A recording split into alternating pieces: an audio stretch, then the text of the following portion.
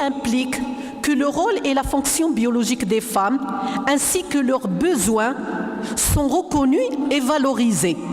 Et il n'y a pas plus belle valorisation que lorsque le prophète répond à quelqu'un qui lui demande qui mérite mieux ma compagnie, mon père ou ma mère? Il a dit ta mère. Il a dit ensuite, il a dit ta mère. Il a dit ensuite, il a dit ta mère. Et c'est la troisième fois qu'il a dit ton père. Donc cette place que le prophète donne à la femme, elle est basée sur quoi? Elle est basée sur cette fonction biologique que la femme assume. Mais cela ne diminue en rien la capacité des femmes à être des intellectuelles, à être intelligentes, à être travailleuses, à faire ce que l'homme peut faire. Parce qu'il ne faut pas oublier que la femme ne passe pas toute sa vie à enfanter, toute sa vie à allaiter. Une fois les enfants grands, elle peut se vaquer à autre chose. Et même lorsque les enfants sont là, elle peut organiser son temps et travailler de la même manière que les hommes. Le prophète était conscient de l'impact de la société sur la construction de l'identité et du rôle de la femme.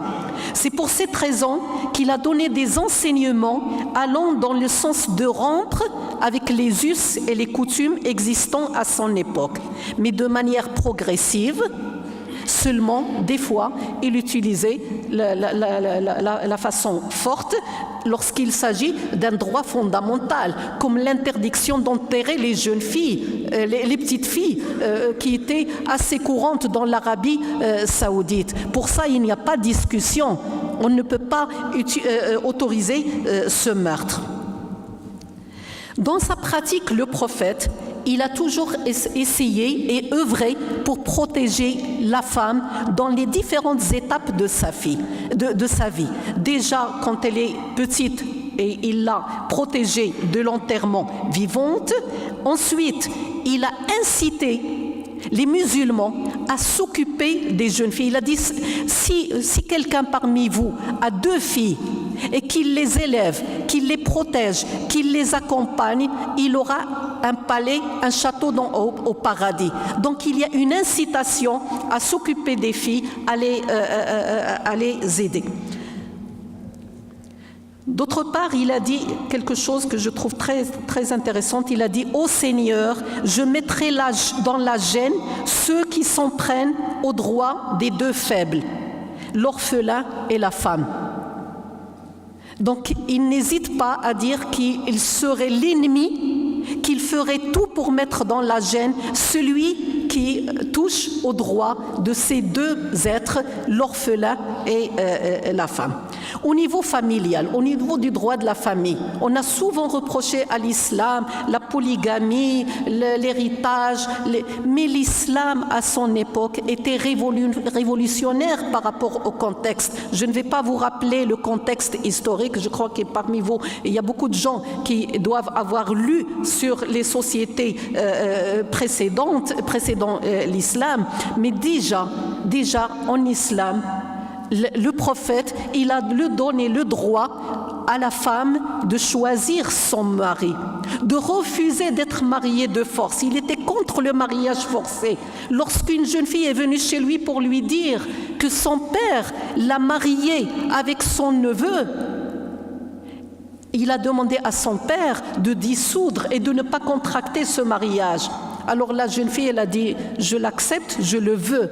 Je voulais tout simplement montrer que les pères n'ont pas le droit de nous forcer. Regardez cet échange entre une jeune fille qui n'est pas encore mariée, donc elle n'a pas encore cette maturité, mais elle voulait savoir quels sont ses droits et quelles sont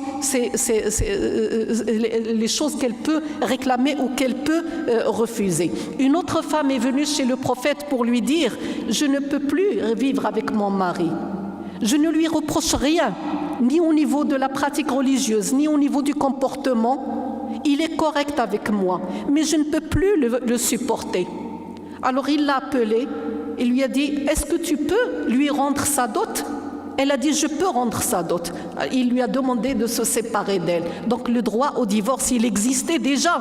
à l'époque du prophète. Elle n'avait même pas besoin de prouver une violence quelconque commise à son égard par son mari.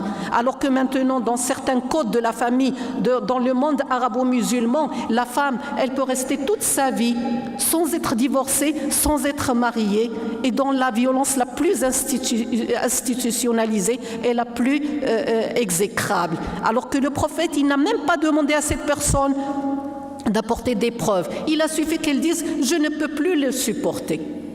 Elle ne l'aime plus, elle ne voulait plus rester avec lui. Il a accepté sa requête et il lui a donné raison. Donc, il y a le droit de choisir son mari, qui n'existe malheureusement pas dans certaines sociétés musulmanes. Le droit de refuser le mari qu'on lui oppose.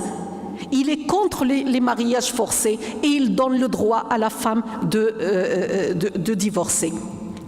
Elle a le droit aussi d'imposer des conditions dans le contrat de mariage. Si elle veut par exemple travailler ou si elle veut se comporter dans certaines, par exemple continuer à travailler dans une association, etc., elle peut imposer ou ne pas habiter avec sa famille. Elle a le droit d'imposer des conditions. Autre chose qui est très importante et très édifiante dans le message du prophète, c'est le partage des responsabilités au sein de la famille. Aïcha, on lui a posé un jour la question, comment était le prophète chez lui? Qu'est-ce qu'il faisait chez lui? Elle a dit, le prophète, il aidait dans les tâches ménagères. Et lorsque retentissait l'appel à la prière, il allait à la mosquée pour l'accomplir. Il n'avait pas de mal à accomplir les tâches ménagères. Dans un autre verset, une autre version, elle a répondu qu'il cousait ses vêtements et qu'il réparait ses chaussures.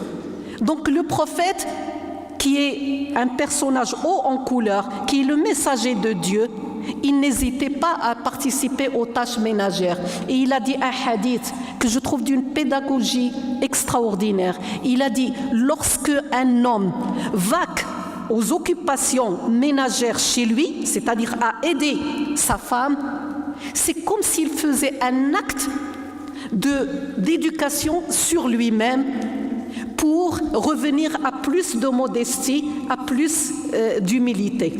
Donc ça, c'est très édifiant dans la mesure où il voit dans le fait de partager avec sa femme les tâches ménagères. Et il n'y a pas de rôle établi dans l'islam, comme j'ai dit. Il y a une vie commune, une vie qui doit être basée sur le respect, sur l'amour mutuel. Ils sont vos vêtements et vous êtes leurs vêtements.